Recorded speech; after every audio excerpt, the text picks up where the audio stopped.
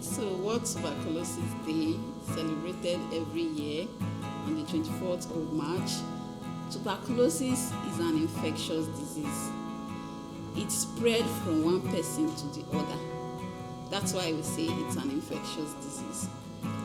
And it's what will help it spread from one person to the other is when people are crowded. Now you can see that a lot of people are crowded in our banks, markets, in holding areas. This kind of setting makes tuberculosis spread. And then when people live in an overcrowded environment or have contact with people that have been coughing and all that. So we also say that when people are coughing, they need to cover their mouths so that they don't spread it, because it can spread. We are able to diagnose it with whatever the person coughs at, which we say is sputum, whatever color. We send it to test and we are able to make a diagnosis and place them on treatment. Treatment is free. Okay, so it's free, but it's for a long duration, and we need them to take their drugs. You can get treatment at any of the health facilities and the teaching hospital.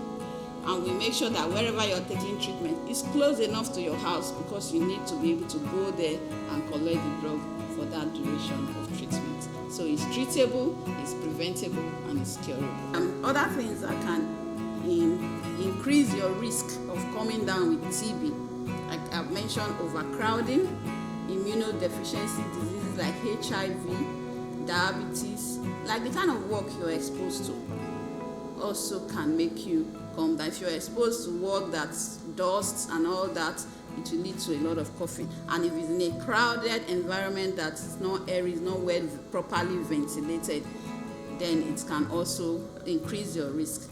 I've mentioned banking now, that we have crowds in there, both from outside to inside the banking hall. So the last time I went to the bank, there were people actually coughing. The workers are coughing. So I just looked, I said, yes, this is a place for a risk. So we need to even make them hear all these messages so that they know that they're exposing themselves to greater risk. Then if you have immune deficiency syndromes, I've mentioned HIV, DM, then the likelihood of coming down with TB that was previously latent is now increased. So you can now have active tuberculosis.